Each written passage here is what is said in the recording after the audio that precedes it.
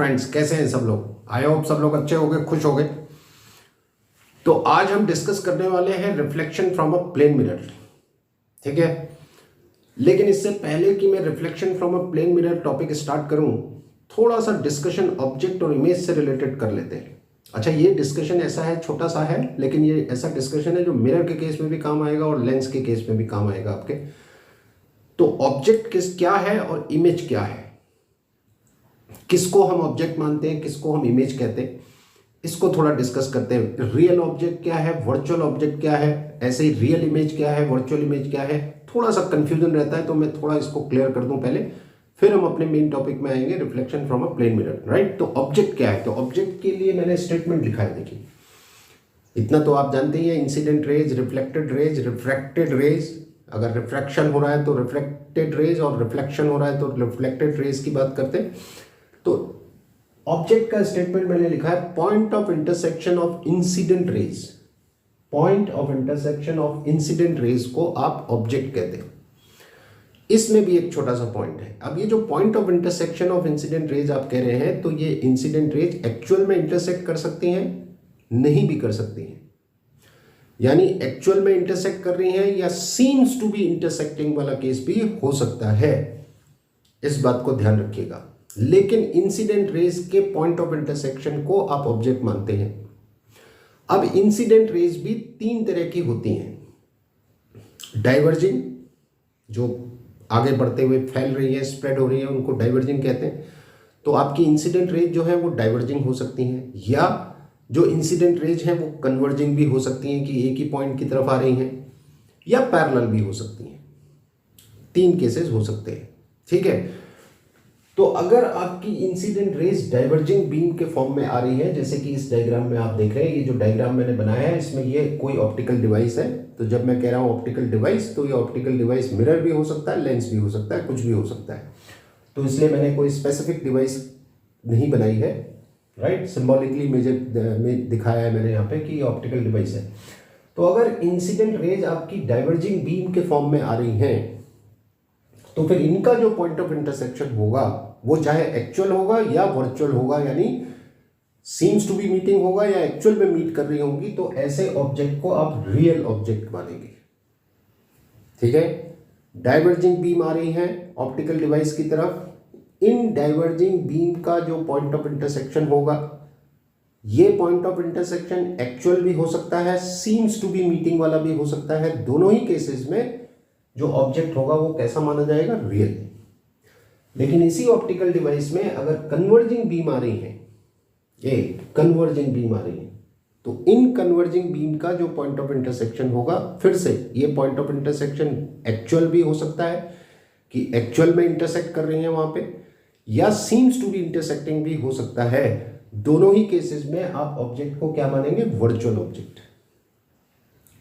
तो ये बात क्लियर हो गई कि अगर डाइवर्जिंग बीम आ रही है तो ऑब्जेक्ट कैसा होगा, रियल।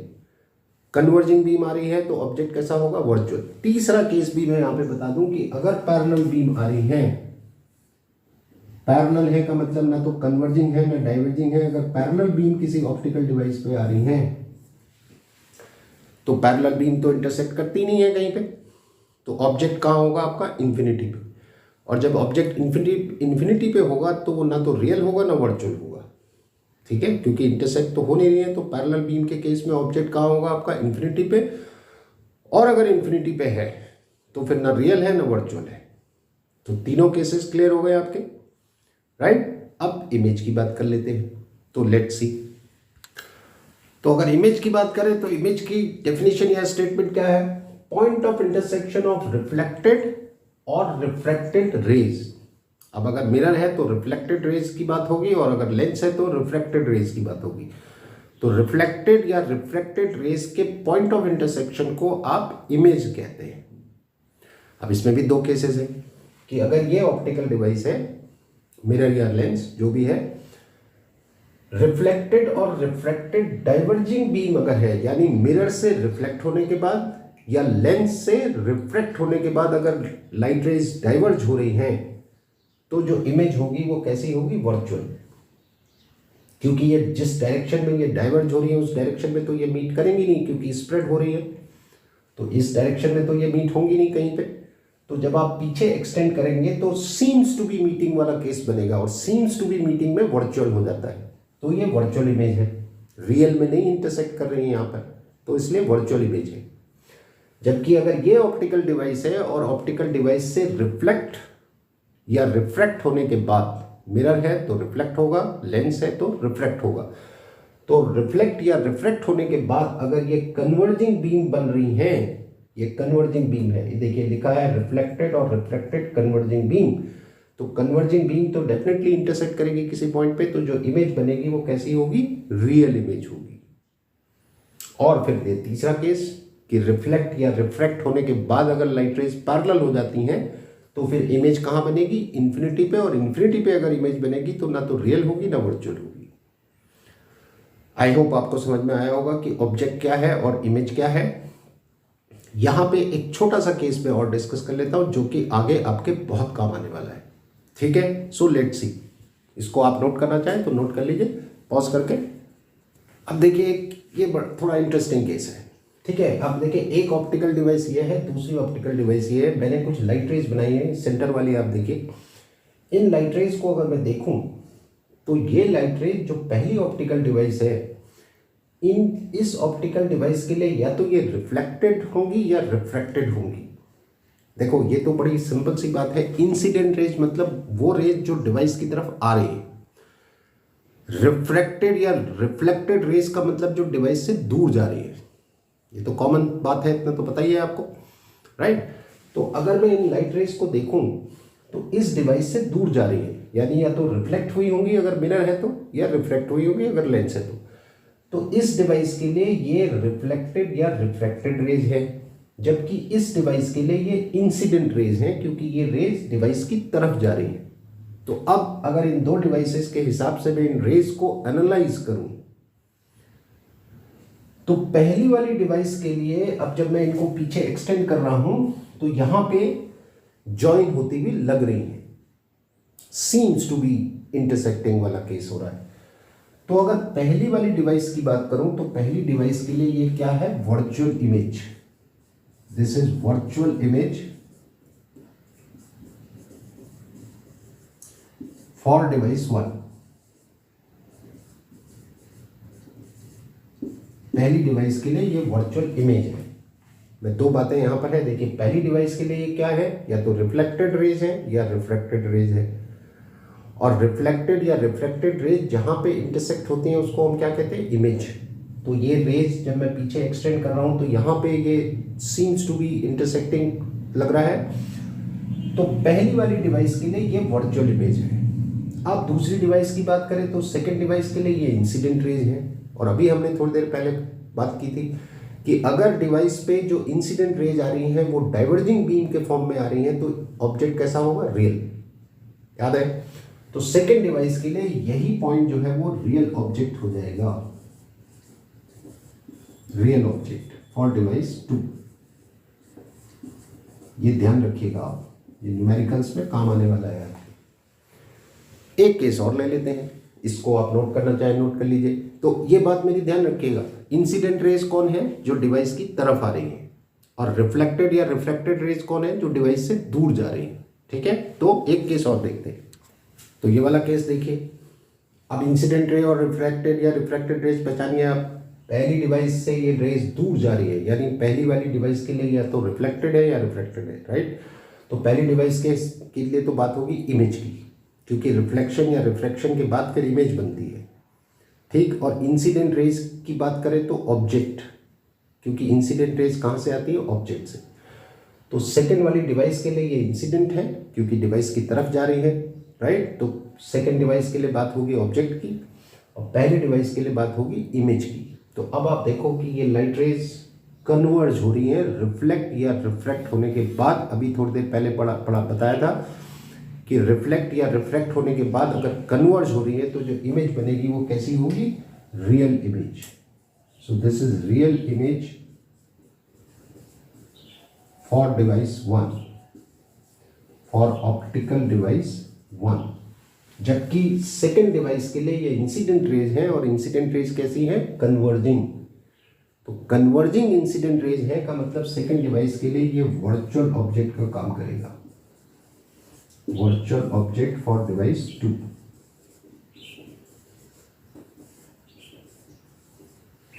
ये देखिए, तो ये न्यूमेरिकल्स में आपके बहुत काम आने वाला है। तो फटाफट से एक समरी डिस्कस कर लेते। ऑब्जेक्ट के केस में क्या बताया कि अगर इंसिडेंट रेज डाइवर्जिंग फॉर्म में आ रही हैं तो ऑब्जेक्ट कैसा होगा, real. Incident raise converging form में आ रही है तो ऑब्जेक्ट कैसा होगा, वर्चुअल। क्लियर। रिफ्लेक्टेड या रिफ्रैक्टेड रेज की बात करते हैं, ठीक है। रिफ्लेक्टेड या रिफ्रैक्टेड रेज अगर डाइवर्जिंग फॉर्म में जा रही हैं, डिवाइस से दूर डाइवर्जिंग फॉर्म में जा रही हैं, तो इमेज कैसी होगी, वर्चुअल। और रिफ्लेक्टेड या रिफ्रैक्टेड रेज अगर कन्वर्जिंग फॉर्म में जा रही हैं डिवाइस से दूर, तो इमेज कैसी होगी, रियल। और अगर दो ऑप्टिकल डिवाइसेस आमने सामने हो तो फिर ये केस हमने दिखा। तो ये बेसिक्स आप ध्यान रखिए। अब आगे बढ़ते हैं। तो अब बात करते हैं image formation from by a plane mirror. इसमें भी सबसे पहले मैं डिस्कस करना चाह रहा हूं आपके साथ दो बातें बड़ी इंपॉर्टेंट हैं। एक है field of view of observer and field of view of image. अब ये क्या होता है और इसकी क्या इंपॉर्टेंस है। इंपॉर्टेंस आपने डेली लाइफ में देखी है, लेकिन थोड़ा सिस्टमेटिकली यहाँ पे समझ लेते हैं, ठीक है। तो field of view of observer और field of view of image, ये दो बातें। ये देखिए डायग्राम मैंने बनाया है। Field of view of observer कि मान लीजिए ये मिरर है और ये ऑब्जर्वर है, ये ऑब्जर्वर की आई है। तो मैंने यहाँ पे स्टेटमेंट लिखा है, the region bounded by the lines joining the eye of the observer to the edges of the mirror. आप देखिए ये eye of the observer, eye में भी आई लेंस मेन है, क्योंकि आई लेंस से ही लाइट रेज आपकी आई में एंटर करती है। आपकी आई इतनी बड़ी है उससे फर्क नहीं पड़ता, आई लेंस का साइज इंपॉर्टेंट है, क्योंकि वहीं से लाइट आपकी आई के अंदर एंटर करती है। तो ये ऑब्जर्वर की आई का आई लेंस है। तो आई लेंस से मिरर के एजेस को जो लाइन ज्वाइन कर रही है, ये मिरर है आपका, ये मिरर के एजेस हैं। तो ऑब्जर्वर की आई और एजेस को ज्वाइन करने वाली ये जो दो लाइंस हैं, इन लाइंस ने जिस एरिया को या जिस रीजन को बाउंड कर रखा है, यानी इन दोनों लाइंस के बीच का ये जो रीजन है, इसको बोलते हैं field of view of observer. क्या इंपॉर्टेंस है? इंपॉर्टेंस ये है कि ऑब्जर्वर इस मिरर में उसी इमेज को देख पाएगा जो इसके फील्ड ऑफ व्यू में आ रही है। अगर मान लीजिए मिरर के इधर कोई ऑब्जेक्ट रखा है और मिरर उसकी इमेज बना रहा है, अगर वो इमेज इस फील्ड ऑफ व्यू में आएगी तब तो ऑब्जर्वर को दिखेगी, नहीं तो नहीं दिखेगी। मिरर का इमेज बनाना अलग बात है, आपको दिख रहा है कि नहीं दिख रहा है वो अलग बात है। तो field of view of observer की इंपॉर्टेंस ये है कि इस फील्ड ऑफ व्यू में अगर मिरर इमेज बना रहा होगा तो ऑब्जर्वर देख पाएगा, नहीं तो नहीं देख पाएगा, ठीक। फिर ये है field of view of image. तो आप देखिए मैंने ये मिरर लिया है, इस मिरर को मैंने थोड़ा एक्सटेंड किया है, ये ऑब्जेक्ट से ये लाइट रेज गई, मैंने बिल्कुल मिरर के एजेस वाली लाइट रेज ली हैं जानबूझ के। तो एक लाइट रे इस एज पे आई, दूसरी लाइट रे इस एज पे आई, मिरर ने इनको रिफ्लेक्ट किया और इन रिफ्लेक्टेड रेज को जब मैंने पीछे एक्सटेंड किया तो ये इमेज बन रही है। तो ये जो एरिया है या ये जो रीजन है, अगर मैं इसको मार्क करूं, कौन सा वाला, ये इमेज से जो ये लाइट रेज ऐसे ये वाला एरिया या ये वाला रीजन, ये इसको कहते हैं field of view of image.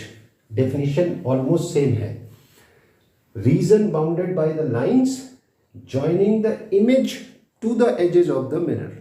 यहां पे था joining the lines eye of the observer and the edges of the mirror, यहां पर है image and the edges of the mirror. तो ये जो है ये फील्ड ऑफ व्यू इमेज का है, समझ गए। यानी इस इमेज को इस रीजन से आप देख पाएंगे, इसके बाहर से आप नहीं देख पाएंगे। आई होप अब आप समझ रहे होंगे कि दोनों की क्या इंपॉर्टेंस है। कि ऑब्जर्वर का जो फील्ड ऑफ व्यू है, अगर उस फील्ड ऑफ व्यू में इमेज आ जाती है तब तो ऑब्जर्वर देख पाएगा, नहीं तो नहीं देख पाएगा। तो अब देखना पड़ेगा कि ऑब्जर्वर का फील्ड ऑफ व्यू क्या है और इमेज का फील्ड ऑफ व्यू क्या है, ठीक है। तो एक डायग्राम और बनाते हैं तो सिचुएशन बिल्कुल क्लियर हो जाएगी। आपको इसे नोट करना है तो आप नोट कर लीजिए। तो देखिए फील्ड ऑफ व्यू की इंपॉर्टेंस इस डायग्राम में आपको समझ में आ जाएगी। तो मान लीजिए ये मिरर है, ठीक है, ये कोई ऑब्जेक्ट है और इस ऑब्जेक्ट की इमेज ये मिरर यहां कहीं बना रहा है, ठीक है। मैं इस मिरर को थोड़ा एक्सटेंड कर देता हूं ये। अब सबसे पहले देखते हैं इमेज का फील्ड ऑफ व्यू। क्या डेफिनेशन बताई कि line region bounded by the line joining the image and the edges of the mirror. तो ये इमेज है, ये मिरर की एजेस हैं, इनको जो लाइंस ज्वाइन कर रही हैं, एक लाइन और ये दूसरी लाइन, ये आपका इमेज का फील्ड ऑफ व्यू आ गया। अब मान लीजिए एक ऑब्जर्वर यहां पर है, यहां से देख रहा है, ठीक है। तो अब इस ऑब्जर्वर का फील्ड ऑफ व्यू देख लेते हैं क्या आ रहा है। तो ऑब्जर्वर का फील्ड ऑफ व्यू अगर मैं बनाऊं एज पर द डेफिनेशन, क्या डेफिनेशन बताई थी कि region bounded by the eye to the edges of the mirror, right. तो ये आई है, ये एजेस है मिरर के, तो इस ऑब्जर्वर का फील्ड ऑफ व्यू ये आ रहा है। थोड़ा सा लाइन इधर उधर हो गई तो ये आ रहा है, देखिए। और आप देख रहे हैं कि ऑब्जर्वर के फील्ड ऑफ व्यू में इमेज आ रही है, तो इसको तो दिखेगा। अब एक दूसरा ऑब्जर्वर ले लेते हैं, मान लीजिए यहां पे कोई ऑब्जर्वर है, ठीक है, ये देख रहा है। अब इसका फील्ड ऑफ व्यू क्या होगा कि इसकी आई से इन एजेज को जो लाइन ज्वाइन कर रही है उसको बनाते हैं। तो इसकी आई से एक लाइन ये गई एजेज की तरफ और एक लाइन ये गई। अब आप देखो कि जो दूसरा ऑब्जर्वर है ये इसका फील्ड ऑफ व्यू जा रहा है, इसके फील्ड ऑफ व्यू में ये इमेज नहीं आ रही है, तो ये ऑब्जर्वर नहीं देख पाएगा, वो देख पाएगा। तो मिरर तो इमेज बना ही रहा है, लेकिन उस ऑब्जर्वर को ये इमेज दिखेगी, इसको नहीं दिखेगी। This is important. इसीलिए आप ध्यान रखना इस बात को, छोटे से छोटा मिरर भी होता है, कितने भी छोटे साइज का मिरर हो, किसी ऑब्जेक्ट की फुल साइज इमेज बनाता है, फुल साइज, लेकिन आपको नहीं दिखता है, क्योंकि वो जो फुल साइज इमेज बन रही है उस इमेज का जो फील्ड ऑफ व्यू है वो ऑब्जर्वर के फील्ड ऑफ व्यू को कवर नहीं कर पा रहा है। तो इसलिए ऑब्जर्वर पूरी इमेज नहीं देख पाता है, उसको एक पार्ट दिखाई देता है इमेज का, पूरी नहीं देख पाता वो, या हो सकता है देख ही ना पाए। तो फील्ड ऑफ व्यू की ये इंपॉर्टेंस है। देख रहे हैं ना डायग्राम, ये इमेज का field of view black colour से जो दिख रहा है आपको, ये फील्ड ऑफ व्यू इमेज का है। इस ऑब्जर्वर का फील्ड ऑफ व्यू ये जा रहा है, ये देखिए, और ऑब्जर्वर के फील्ड ऑफ व्यू में इमेज आ रही है, तो इसको दिख रही है, इसको नहीं दिख रही है। इस बात को ध्यान रखिए। तो अब हम अपना डिस्कशन शुरू करते हैं। तो प्लेन मिरर के इमेज फॉर्मेशन को हम कुछ पॉइंट्स में डिस्कस करते हैं। बहुत सारी बातें हैं और मैंने डिस्कशन के शुरू में आपसे कहा था, हो सकता है इनमें से कुछ बातें आपको पहले से पता हो, तो कोई बात नहीं, आप इग्नोर कर देना अगर आपको पहले से मालूम है, और नहीं मालूम है तो देख लीजिए। तो मुझे तो सारे डिस्कस करने हैं, ठीक है। तो पहला पॉइंट क्या है, everybody knows, right, distance of object from the mirror is equal to distance of image from the mirror. Plane mirror के केस में जितनी डिस्टेंस पे ऑब्जेक्ट होता है उतनी ही डिस्टेंस पे वो इमेज बनाता है। डायग्राम से समझ लेते हैं कि मान लीजिए ये आपका प्लेन मिरर है, इसके सामने आपने एक ऑब्जेक्ट रखा है, इस ऑब्जेक्ट से हम कुछ लाइट रेज ले लेते हैं, ये तो मिरर इनको रिफ्लेक्ट करेगा, ये इसने रिफ्लेक्ट किया, ये वाली लाइट तो इसी पाथ से वापस आ जाएगी, तो ये कहीं आपकी इमेज बनेगी, ऐसे ये बन रही है इमेज। अब हम ये कह रहे हैं कि ऑब्जेक्ट का जो डिस्टेंस है मिरर से, अगर x मान लूं तो इमेज का डिस्टेंस भी मिरर से कितना होगा, x। प्रूफ कैसे करेंगे, बहुत आसान है, ठीक है। तो हम क्या करते हैं चलो एक लाइट रे आप और चलो यहीं से कर लेते हैं। यहाँ पे अगर आप नॉर्मल बनाते हैं तो लॉ ऑफ रिफ्लेक्शन क्या कहता है, angle of incidence is equal to angle of reflection. ये इंसिडेंट रे है, ये नॉर्मल है, दिस इज द नॉर्मल, तो ये इंसिडेंट रे, ये नॉर्मल, तो एंगल ऑफ इंसिडेंस, ये रिफ्लेक्टेड रे, ये नॉर्मल, तो एंगल ऑफ रिफ्लेक्शन, दोनों एंगल इक्वल है, ठीक है। अब ज्योमेट्री क्या कह रही है कि अगर ये एंगल थीटा तो ये भी थीटा, सॉरी ये थीटा तो ये भी थीटा, ये तो अगर मैं इस पॉइंट को P ले लूं, इसको Q ले लूं ठीक है, तो आप देख सकते हैं कि triangle O P Q and the triangle I P Q, ये दोनों ट्राइंगल आपके कॉन्ग्रुएंट ट्राइंगल्स हैं। क्या कॉन्ग्रुएंसी वेरीफाई कर सकते हैं हम कि देखो इसमें ये एंगल 90 का, ये 90 का, ये एंगल थीटा तो ये भी थीटा, ये दोनों एंगल सेम, तो ये थीटा ये भी थीटा, ये 90 ये भी 90, तीसरा एंगल अपने आप इक्वल हो जाएगा और ये साइड इसकी कॉमन भी है। इसका मतलब ये कॉन्ग्रुएंट ट्राइंगल्स हैं।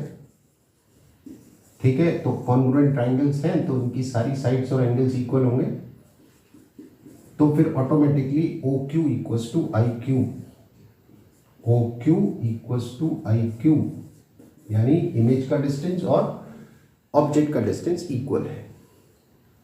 अब ये बात सुनने में तो आसान लग रही है और है भी आसान, लेकिन इसी से रिलेटेड प्लेन मिरर के बारे में और बहुत सारी बातें हम सीखेंगे, तो ये बात को ध्यान रखना। ठीक है, तो फटाफट आगे बढ़ते हैं। तो ये दूसरा पॉइंट है। दूसरा पॉइंट क्या कह रहा है कि nature of image is opposite that of the nature of object.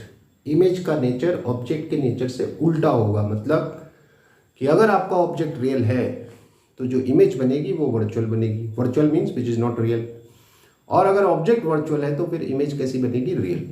देख लेते हैं फटाफट। ये देखिए कि ये हमारा प्लेन मिरर है मान लीजिए, और इस पे डाइवर्जिंग बीम आ रही है, का मतलब ऑब्जेक्ट कैसा है? रियल। अभी बताया था आपको थोड़ी देर पहले कि किसी भी डिवाइस पे जब डाइवर्जिंग इंसिडेंट रेज आती है तो ऑब्जेक्ट कैसा होता है? रियल। तो ये रियल ऑब्जेक्ट है हमारे पास। ठीक है, अब मिरर इन लाइट रेज को रिफ्लेक्ट करेगा।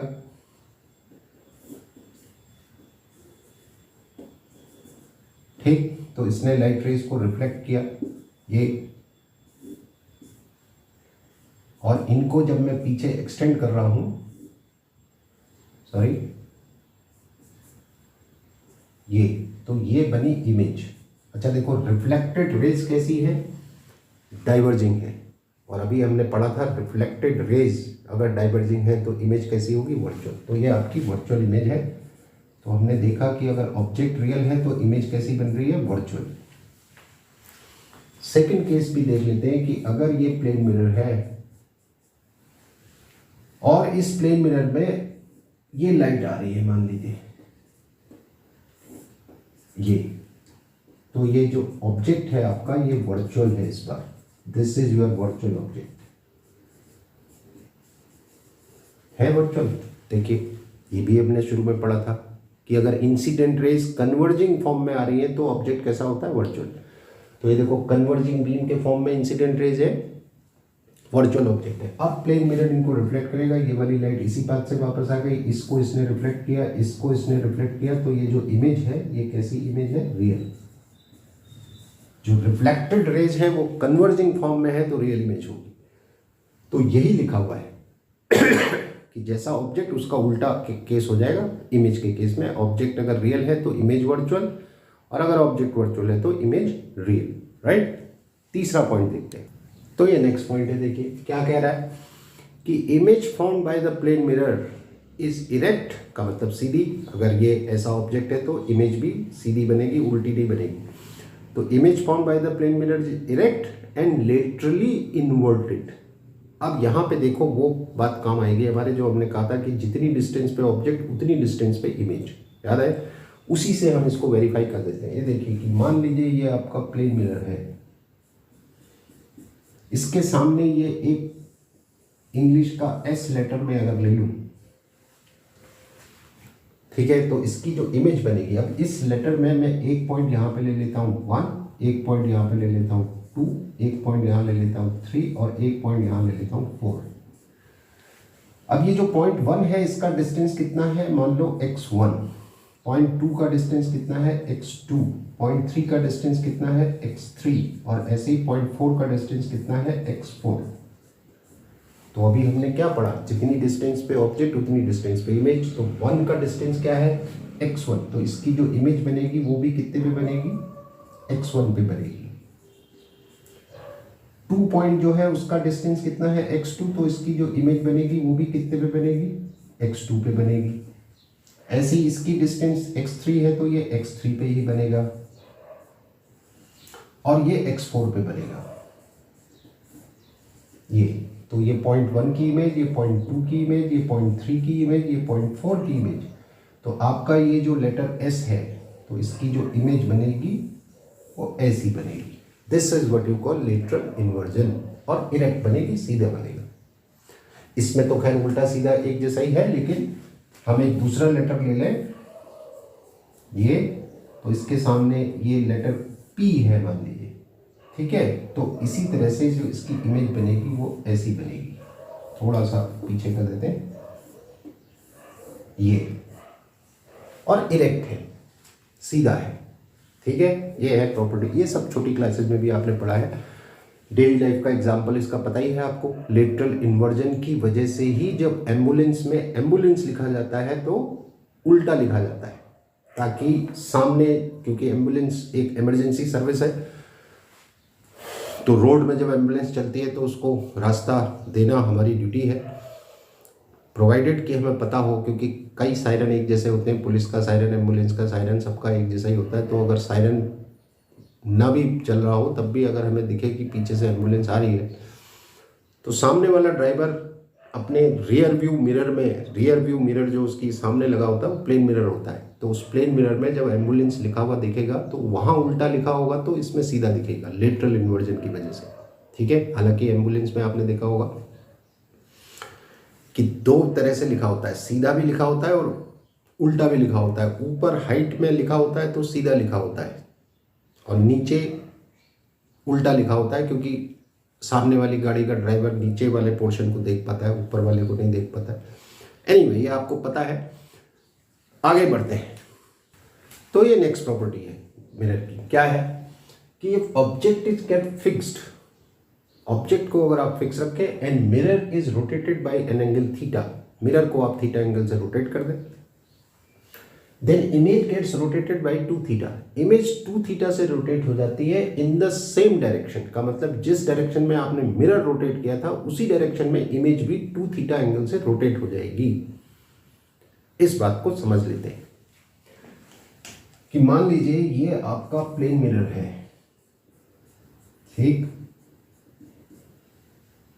ये ऑब्जेक्ट है, ये लाइट आई, इंसिडेंट रे, ये नॉर्मल, ठीक, ये रिफ्लेक्टेड रे, ठीक है। तो लॉ ऑफ रिफ्लेक्शन क्या कहता है? एंगल ऑफ इंसिडेंस अगर थीटा ले लूं तो equal to angle of reflection, तो ये भी कितना हो गया? Theta. Angle between incident ray and normal ये हो गया, angle between reflected and normal ये हो गया, थीटा थीटा हो गए दोनों। So what is the angle between incident ray and reflected ray? कितना है? 2 थीटा। ये 2 थीटा है, ठीक है। अब मैं थोड़ा सा इसको नीचे लिख देता हूं क्योंकि डायग्राम में दिक्कत आने वाली है नहीं तो मेरे को। तो क्या है अभी?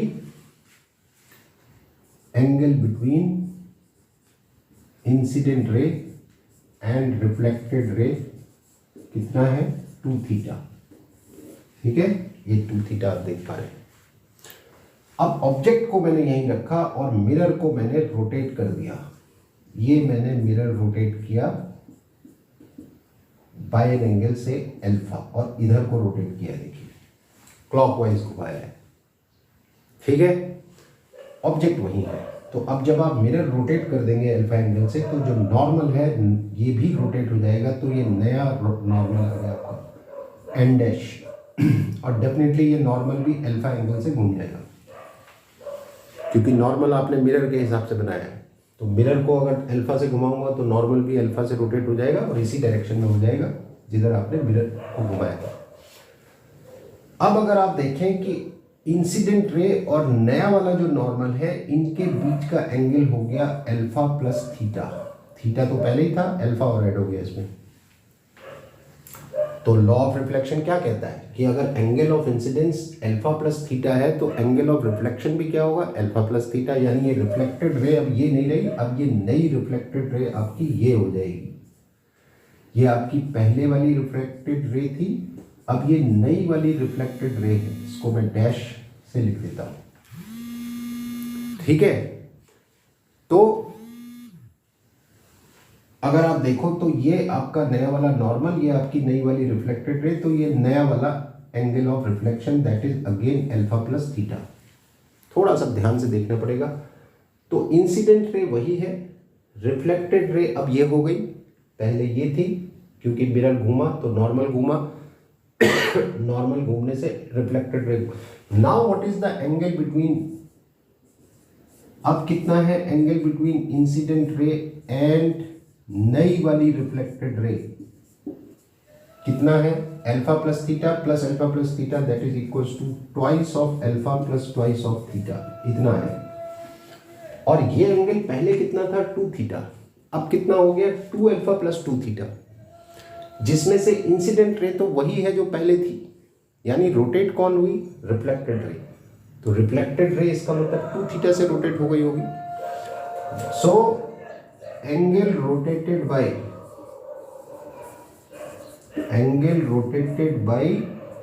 रिफ्लेक्टेड रे कितना हुआ? 2 थीटा। और आप देख रहे हैं कि जो रिफ्लेक्टेड रे है वो भी उधर ही रोटेट हुई है जिधर आपका मिरर रोटेट हुआ था। तो ये प्रूव हो गया। तो ये न्यूमेरिकल्स में आगे आपके काम आएगा, राइट। आगे बढ़ते हैं। तो ये नेक्स्ट प्रॉपर्टी है, क्या कह रहे हैं कि if the object is rotated by an angle theta, अगर आप ऑब्जेक्ट को हम थीटा एंगल से रोटेट कर दें तो image also gets rotated by theta but in opposite direction, उल्टा रोटेट हो जाएगी। तो देखते हैं क्या है। तो ये मान लीजिए मिरर है, एक ऑब्जेक्ट रखा है यहाँ पर, तो इसकी इमेज इतनी ही डिस्टेंस पे यहाँ फॉर्म हो रही होगी, ये आपने पढ़ा है। अब अगर इस ऑब्जेक्ट को मैं थीटा एंगल से ऐसे रोटेट करूं, किस तरह से रोटेट किया मैंने ऑब्जेक्ट को? क्लॉकवाइज, थीटा एंगल से मैंने ऑब्जेक्ट को रोटेट कर दिया क्लॉकवाइज। तो अब ऑब्जेक्ट आपका यहाँ आ गया, तो आप देखेंगे कि इमेज भी थीटा एंगल से रोटेट हो जाएगी लेकिन अपोजिट डायरेक्शन में। आप देखो ऑब्जेक्ट आपने क्लॉकवाइज घुमाया था तो इमेज आपकी एंटी क्लॉकवाइज रोटेट हो रही है, लेकिन थीटा से ही रोटेट हो जाएगी। ये छोटी छोटी बातें हैं, न्यूमेरिकल्स में आपके बहुत काम आने वाली है। एक छोटा सा न्यूमेरिकल मैं आपको बताता हूँ, प्रॉपर्टी नंबर 4 और प्रॉपर्टी नंबर 5, पॉइंट नंबर 4 और पॉइंट नंबर 5 को लेके एक न्यूमेरिकल जल्दी से देख लेते हैं, आपको समझ में आएगा कहाँ काम आने वाला है। तो देखिए, ये प्लेन मिरर है, ये नॉर्मल है, ये ऑब्जेक्ट है, ये इंसिडेंट रे है, ठीक है। तो इसकी इमेज बन रही होगी कहीं, तो ये आपकी रिफ्लेक्टेड रे है, ये इमेज है, ठीक हो गया। अब वो कह रहे हैं कि ये ऑब्जेक्ट को हमने 10 डिग्री से रोटेट कर दिया, तो object is rotated by an angle 10 degree, ये 10 डिग्री से आपने रोटेट कर दिया। तो अगर आप ऑब्जेक्ट को 10 डिग्री से रोटेट कर रहे हैं तो डेफिनेटली ये इमेज भी 10 डिग्री से रोटेट कर गई होगी, क्योंकि अभी अभी हमने पढ़ा है कि जितने एंगल से आप ऑब्जेक्ट को रोटेट करते हैं उतने एंगल से इमेज भी रोटेट होती है, लेकिन अपोजिट डायरेक्शन में होती है। तो ये इमेज इधर को रोटेट हो गई होगी, राइट। ऑब्जेक्ट आपने ऐसे रोटेट किया, इमेज आपकी इधर रोटेट हो गई। अब वो कह रहे हैं कि बताओ मिरर को किस एंगल से किस डायरेक्शन में रोटेट करें कि इमेज वहीं बने जहां पहले बन रही थी, यानी ये इमेज फिर से यहीं आ जाए। सिंपल है। अब आप क्योंकि मिरर को रोटेट करने वाले हैं, तो मिरर को रोटेट करने में हमने क्या पढ़ा अभी, पॉइंट नंबर 4 में क्या पढ़ा कि मिरर को अगर आप थीटा एंगल से रोटेट करते हैं तो इमेज 2 थीटा से रोटेट हो जाती है अपोजिट डायरेक्शन में, यानी सेम डायरेक्शन में। यानी जिस डायरेक्शन में आप मिरर को रोटेट करेंगे उसी डायरेक्शन में इमेज रोटेट होगी, लेकिन डबल से, जितने एंगल से मिरर को घुमाएंगे उसके डबल से। तो अब मुझे इमेज को वापस यहाँ लाना है, यानी इमेज को 10 डिग्री से घुमाना है फिर से। तो उसके लिए मुझे मिरर को 5 डिग्री से रोटेट करना पड़ेगा, और क्योंकि मिरर इमेज को इधर लाना है तो मिरर को भी इधर ही रोटेट करना पड़ेगा। तो ये अगर मैं मिरर को 5 डिग्री इधर रोटेट कर दूं तो ये इमेज वापस 10 डिग्री इधर आ जाएगी अपनी पोजीशन पे। सिंपल। तो इसलिए ये छोटी छोटी प्रॉपर्टीज इंपॉर्टेंट है, ध्यान रखिएगा। नेक्स्ट प्रॉपर्टी देखते हैं। अब ये जो पॉइंट है ये भी आप ध्यान से देखें कि इसमें ये मिरर है, मान लीजिए प्लेन मिरर, ये ऑब्जेक्ट है और ये ऑब्जेक्ट मोशन में है। तो अगर ऑब्जेक्ट मोशन में है तो इमेज भी मोशन में होगी, ठीक है। तो ऑब्जेक्ट की वेलोसिटी का इमेज की वेलोसिटी पे क्या इफेक्ट पड़ेगा, इसको डिस्कस करना है पॉइंट नंबर 6 पे। तो अभी हम मान लेते हैं कि ये ऑब्जेक्ट के पास एक वेलोसिटी इधर है, मान लीजिए v वेलोसिटी थीटा एंगल पे इसके पास है। तो let us divide this velocity into two parts.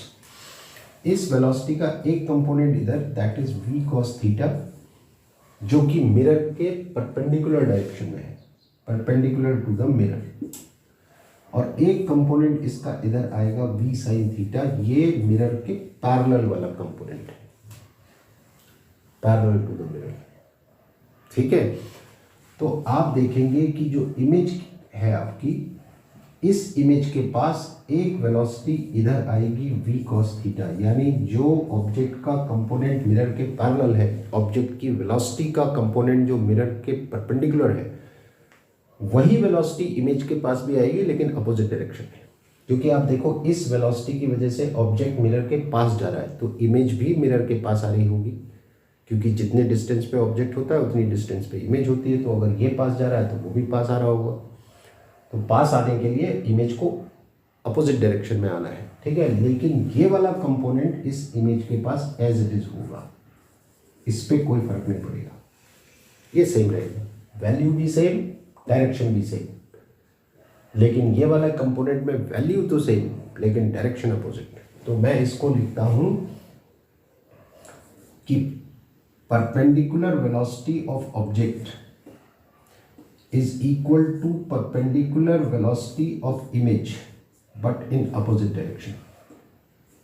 क्या लिखा है मैंने, perpendicular velocity of object, perpendicular mirror के perpendicular, ठीक है। तो perpendicular velocity of object is equal to perpendicular velocity of image but in opposite direction, mirror के perpendicular, ये ध्यान रखें। जबकि parallel velocity of object is equal to parallel velocity of image and in the same direction। और ये जब मैं perpendicular और पैरेलल कह रहा हूँ तो मिरर के रेस्पेक्ट में कह रहा हूँ, ये ध्यान रखिएगा। तो ये तो बात हुई तब कि जब मिरर आपका रेस्ट में है और ऑब्जेक्ट मोशन मूव कर रहा है, तो ये बात हो गई। अब ये भी देख लेते हैं कि अगर ऑब्जेक्ट रेस्ट में है तो मिरर और मिरर मोशन में है तो क्या होगा, वो भी देख लेते हैं। तो ये ध्यान रखिएगा, ये कौन सा केस है कि मिरर रेस्ट में है, ऑब्जेक्ट मोशन में है, और ऑब्जेक्ट की जो वेलोसिटी मिरर के परपेंडिकुलर है वही वेलोसिटी यानी वही वैल्यू इमेज के पास होगी, लेकिन अपोजिट। और जो पैरेलल है मिरर के वो इमेज की सेम होगी, डायरेक्शन भी और वैल्यू, ये मैंने लिखा हुआ है, ठीक है। तो देखते हैं मिरर अगर मूव करेगा तो क्या होगा। तो देखिए ये आपका प्लेन मिरर, ये ऑब्जेक्ट, वो इमेज। तो ऑब्जेक्ट का डिस्टेंस, इमेज का डिस्टेंस सेम। तो क्या डिस्टेंस है, distance between object and image क्या है, distance between object and image कितना है, 2x, ठीक। अब मान लीजिए ऑब्जेक्ट अपनी जगह रहा और मिरर आपने शिफ्ट कर दिया इधर। मिरर की नई पोजीशन है ये, पहले मिरर आपका यहाँ था, इनिशियली यहाँ था, फाइनली मिरर इधर आ गया। और ये डिस्प्लेसमेंट मान लीजिए मिरर का dx है सपोज। तो अगर मिरर आपका इस पोजीशन में आ गया तो ऑब्जेक्ट से इसका डिस्टेंस रह गया x माइनस dx, जबकि इमेज से भी इसका डिस्टेंस कितना हो जाएगा, x माइनस dx। क्योंकि ऑब्जेक्ट और इमेज का डिस्टेंस सेम होता है तो डेफिनेटली इमेज भी इधर शिफ्ट हुई होगी। तो ये नई पोजीशन हो गई इमेज की। मिरर इधर आया तो ऑब्जेक्ट मिरर के पास आ गया, राइट। तो इमेज भी उतनी डिस्टेंस पे बनेगी। तो now what is the new distance, कह सकते हैं new distance between object and image कितनी हो गई, 2x minus twice of dx, इतनी होगी। आप ऐड करेंगे x minus D x plus x minus D x, तो ये आएगा 2x माइनस 2dx। अब ये जो डिस्टेंस चेंज हुई है ऑब्जेक्ट और इमेज के बीच की, ये इमेज की वजह से हुई है, क्योंकि ऑब्जेक्ट तो रेस्ट में है, ऑब्जेक्ट तो जा नहीं रहा कहीं। तो ये जो डिफरेंस आया है डिस्टेंस में, ये इमेज की वजह से आया होगा। इसका मतलब डिस्प्लेसमेंट जो इमेज का हुआ है, डिस्प्लेसमेंट ऑफ इमेज, डिस्प्लेसमेंट इसलिए कह रहा हूं क्योंकि डायरेक्शन की भी बात करनी है। डिस्प्लेसमेंट ऑफ इमेज कितना हुआ, माइनस इतना, 2dx, राइट। और इस डिस्टेंस को आप प्लस ले रहे थे, इस डिस्टेंस को आप माइनस ले रहे हैं, तो आप देख रहे हो जिस डायरेक्शन में मिरर डिस्प्लेस की हुआ था उसी डायरेक्शन में इमेज भी डिस्प्लेस हुई है, लेकिन डबल। यानी कंक्लूजन ये निकला कि अगर ये मिरर इस डायरेक्शन में v वेलोसिटी से आ रहा होगा तो ये इमेज इसी डायरेक्शन में 2v वेलोसिटी से आ रही है।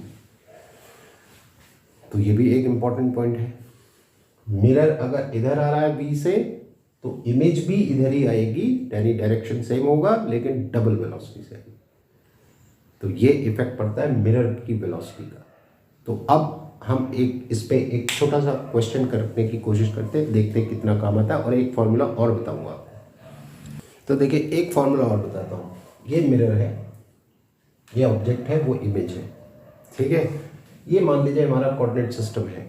इस कोऑर्डिनेट सिस्टम के हिसाब से ऑब्जेक्ट का डिस्टेंस कितना है, XO, O for object, mirror का कितना है XM, M फॉर मिरर, और इमेज का डिस्टेंस कितना है XI। हमें ये मालूम है प्लेन मिरर के केस में क्या होता है कि relative position of object with respect to mirror is equal to relative position of image with respect to mirror but in opposite direction. उल्टा होता है। पोजीशन कह रहा हूँ मैं, डिस्टेंस नहीं कह रहा हूँ। डिस्टेंस तो सेम है बट पोजीशन में डायरेक्शन भी आ जाता है। तो मिरर के रिस्पेक्ट में ऑब्जेक्ट लेफ्ट में है, इमेज राइट में है, तो इसलिए माइनस लगाया है, ठीक है। आप ये माइनस यहाँ लगा लो या यहाँ लगा लो, वो आपकी चॉइस है। मैंने इधर लगाया, नॉर्मली इसको हम माइनस ही लेते हैं, उधर प्लस लेते हैं, लेकिन कंपलसरी नहीं है। अब आप बताओ relative position of object with respect to mirror आप क्या लिखोगे, XO माइनस XM, और relative position of image with respect to mirror आप क्या लिखोगे, XI माइनस XM, ये लिखोगे। माइनस साइन अंदर एडजस्ट कर दूं तो ये हो जाएगा XM minus XO equal to XI minus XM।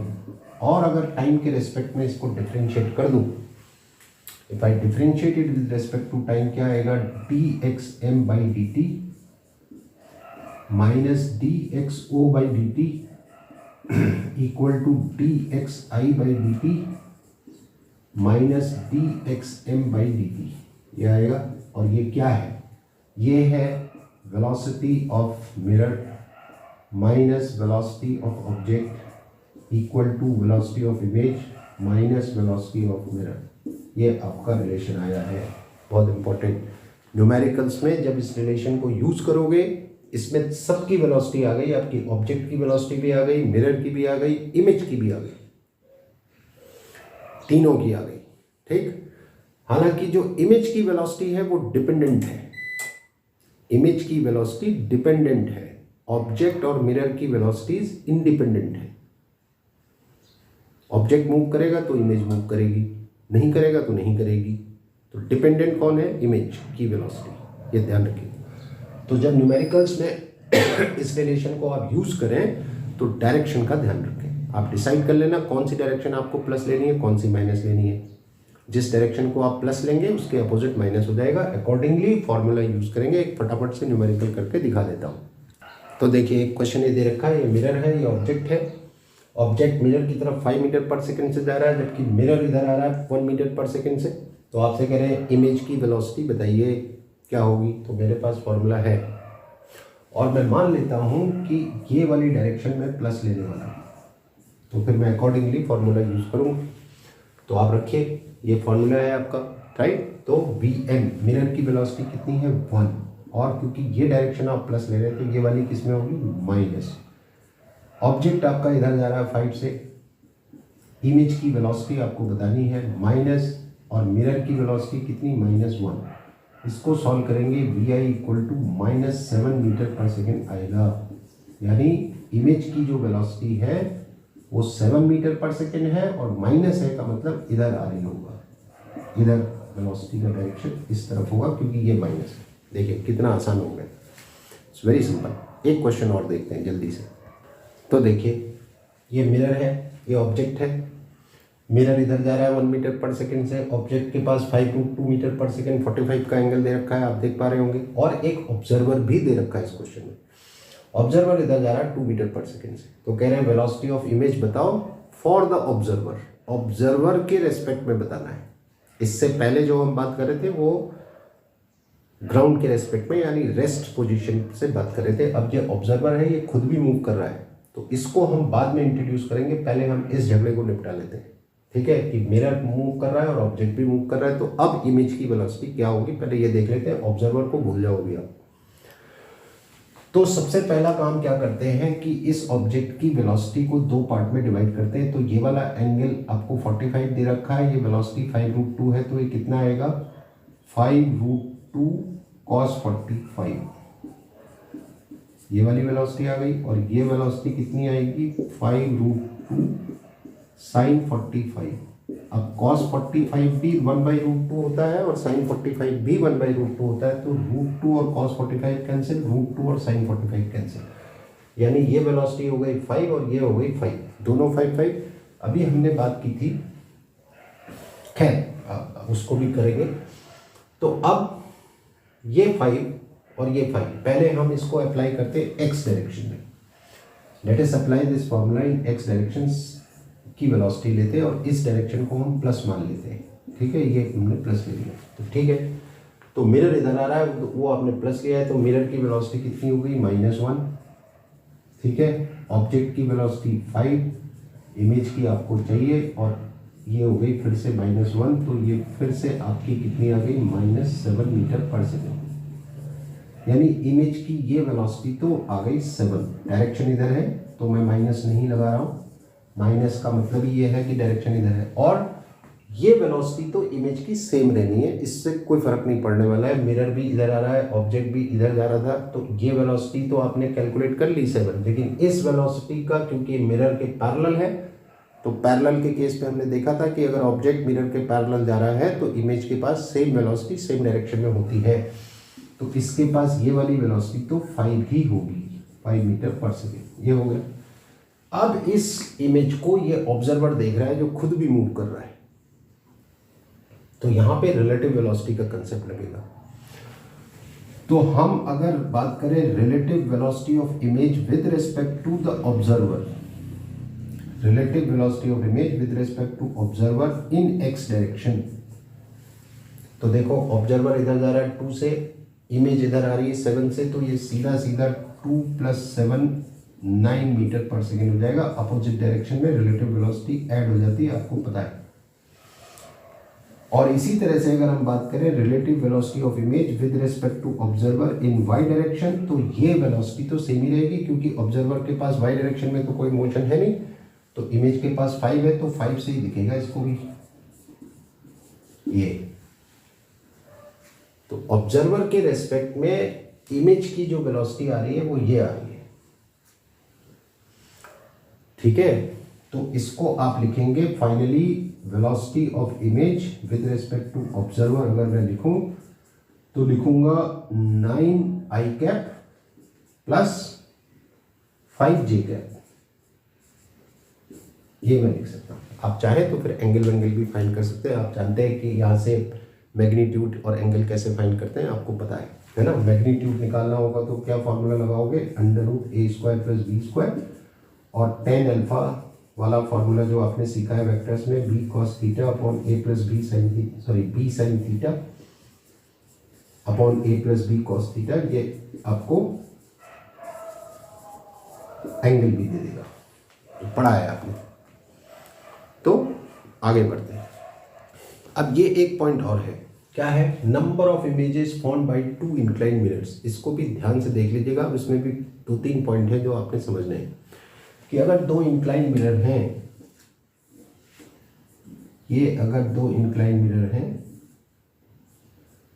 ये मान लीजिए थीटा एंगल पे इंक्लाइन है और एक ऑब्जेक्ट यहाँ कहीं रखा है बीच में, तो ये मिरर्स इसकी कितनी इमेजेस बनाएंगे। तो इंक्लाइन मिरर के केस में क्या होता है कि मिरर जो है वो इंडिविजुअल इमेजेस भी बनाते हैं।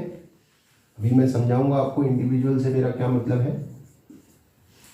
कि इस ऑब्जेक्ट की इमेज ये बनाएगा, इस ऑब्जेक्ट की इमेज ये बनाएगा, ठीक है। फिर ये वाला मिरर इसकी जो इमेज बनाएगा वो इमेज इसके लिए ऑब्जेक्ट का काम करेगी, ये फिर उसकी इमेज बनाएगा।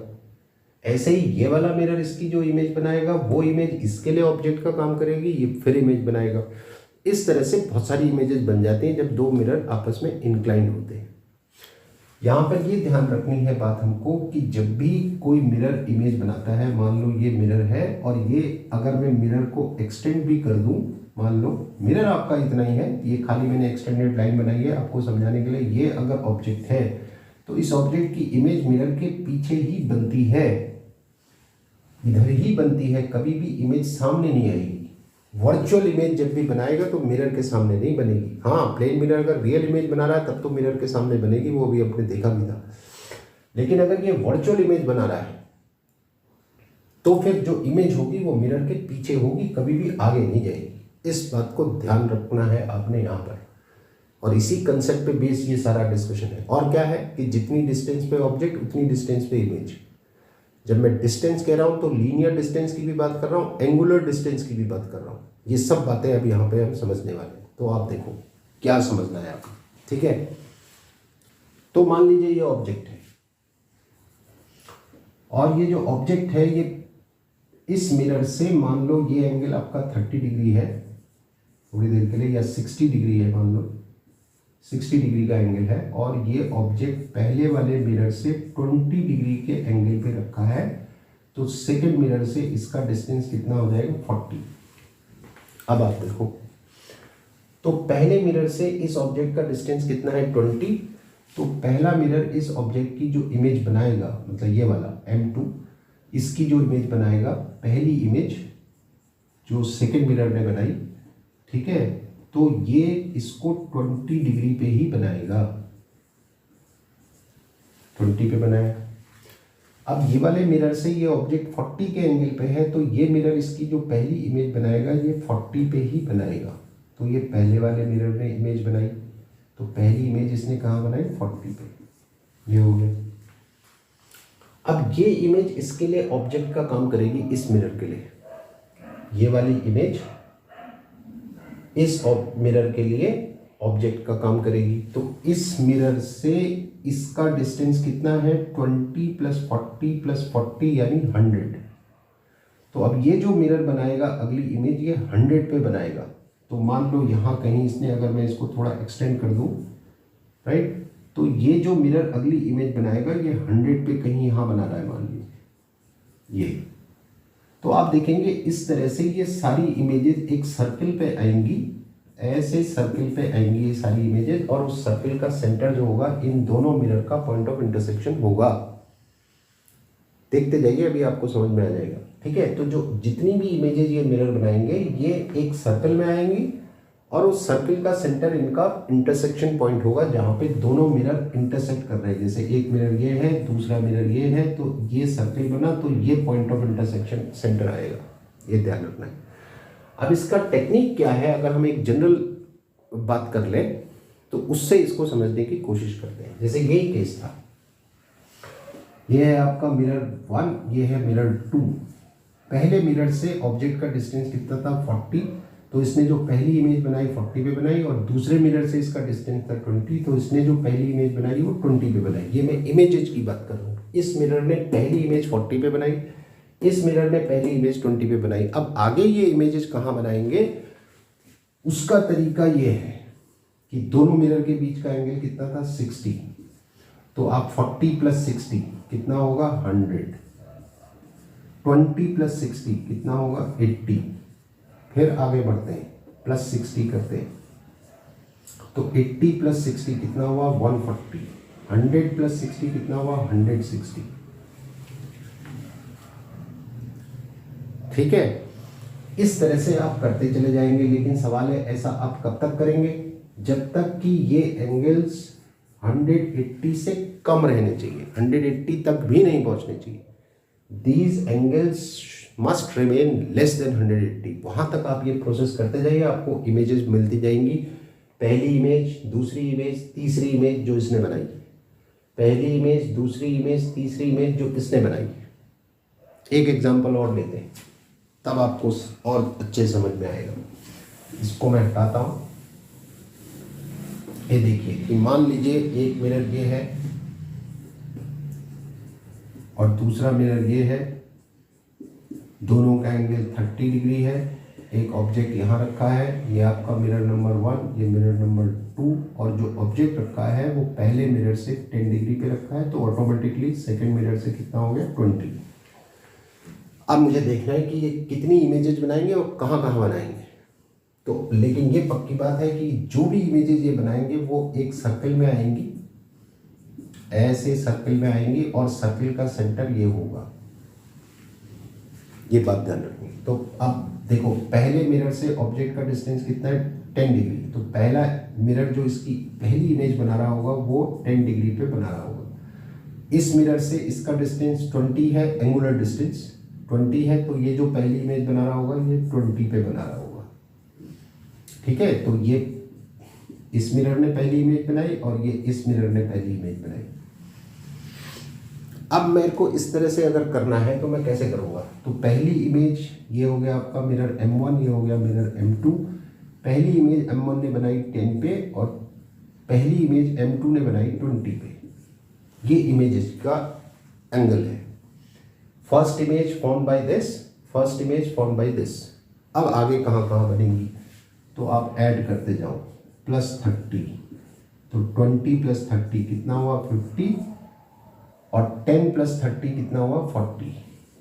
फिर ऐड कर दो +30, तो 50 + 30 80, और 40 + 30 70। फिर ऐड कर दो +30, तो 80 + 30 110, 70 + 30 100। फिर ऐड कर दीजिए +30, तो कितना आया 130 यहाँ से, और यहाँ से आया 140।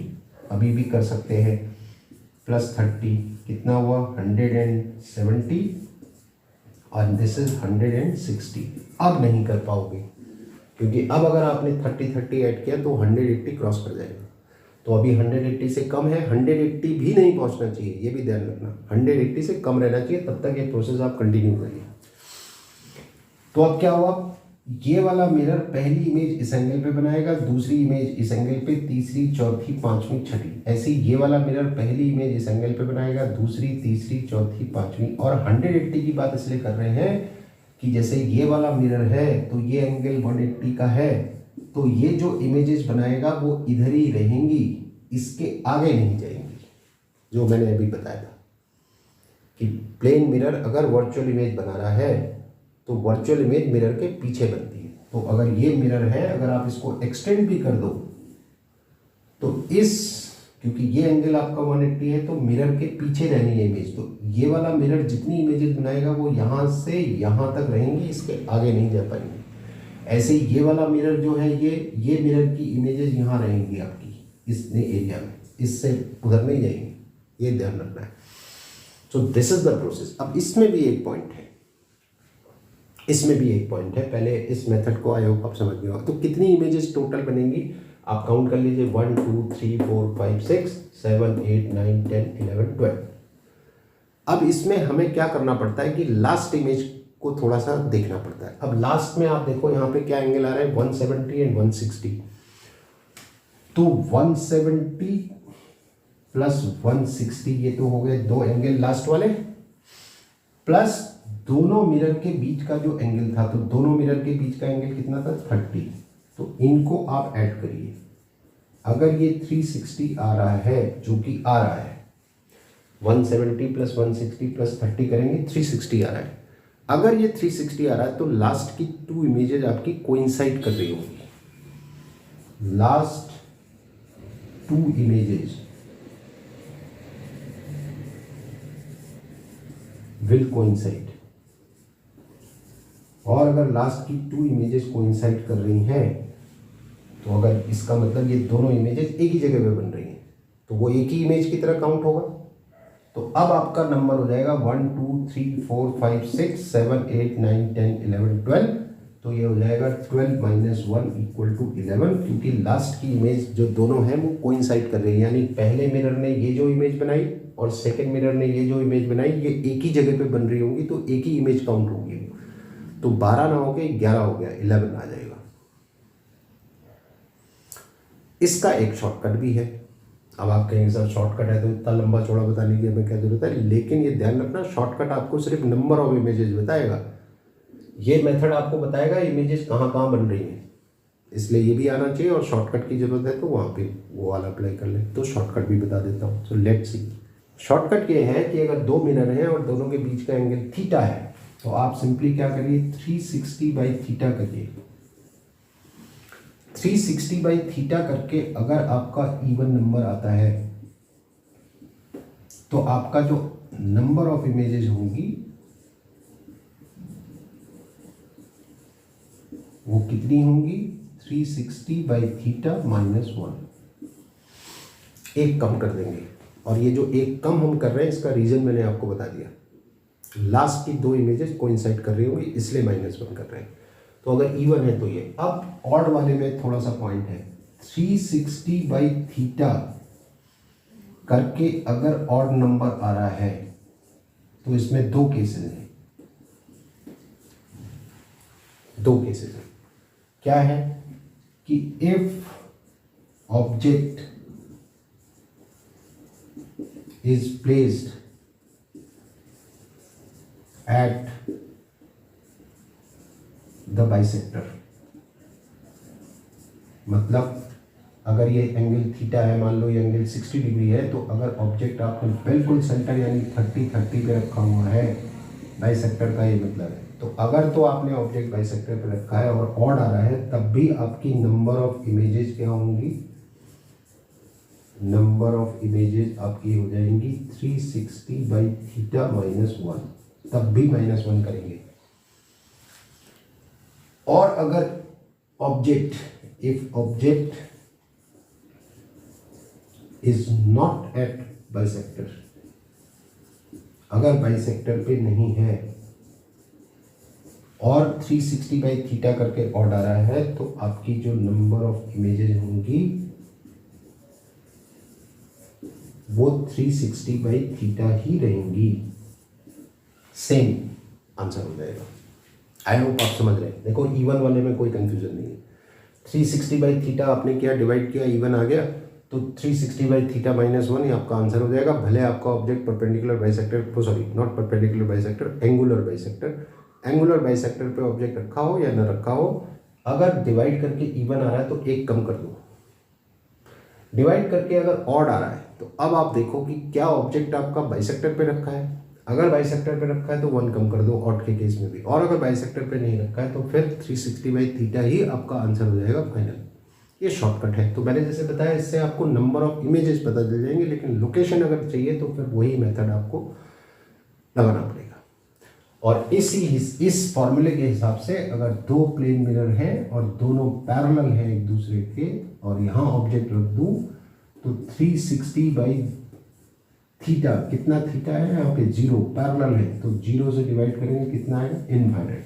इनफाइनाइट इमेजेस बनेंगी अगर दोनों मिरर आपके पैरेलल हैं। वो अलग बात है कि वो इनफाइनाइट इमेजेस आप देख पाएंगे या नहीं देख पाएंगे, क्योंकि इमेजेस का डिस्टेंस बढ़ता जाएगा नंबर 1, और कोई भी मिरर परफेक्ट नहीं होता है, परफेक्ट रिफ्लेक्शन नहीं होता है, ठीक है। 100% लाइट को रिफ्लेक्ट नहीं करता मिरर। कैसे प्रूव करोगे कि मिरर 100% लाइट रिफ्लेक्ट नहीं करता है? तो बड़ा आसान है। मिरर को आप सनलाइट में रख दो, धूप में रख दो, थोड़ी देर गर्म हो जाता है। गर्म हो गया मतलब एब्जॉर्ब भी कर रहा है। 100% रिफ्लेक्ट कर रहा होता तो टेम्परेचर उसका चेंज नहीं होता। So it is not reflecting 100%। तो क्योंकि मिरर 100% रिफ्लेक्ट नहीं कर रहा है तो जो इमेजेस बनेंगी वो धीरे धीरे डल होती जाएंगी, पहली बात। दूसरा, डिस्टेंस उनका बढ़ता जाएगा तो वो इनफाइनाइट इमेजेस आप देख नहीं पाएंगे। लेकिन theoretically as per the formula 360/थीटा विल गिव यू इनफाइनाइट। तो पैरेलल मिरर्स इनफाइनाइट इमेजेस बनाएंगे अगर उनके बीच में एक ऑब्जेक्ट आप रखते हैं तो एक पॉइंट ये भी था आपका, ठीक है। तो आई होप प्लेन मिरर के इमेज फॉर्मेशन से रिलेटेड सारा डिस्कशन हमने ऑलमोस्ट कर लिया। आप न्यूमेरिकल्स आप करिए, छोटे छोटे कंसेप्ट्स हैं, थोड़ा बहुत मैंने आपको हिंट भी दिया कैसे अप्लाई करना है। न्यूमेरिकल्स करिए। बहुत जल्दी दूसरा वीडियो लेके आता हूँ, ठीक है। तो देखते रहिए, पूरा वीडियो देखिए। इससे पहले हमने स्फेरिकल मिरर डिस्कस किया था तो वो भी आई होप आपने देखा होगा, ठीक है। लेंसेज की बात की थी हमने, तो वीडियोस देखते रहिए, सब्सक्राइब करिए और शेयर करिए, ठीक है। चलिए, this is all for today. Thank you very much, best of luck.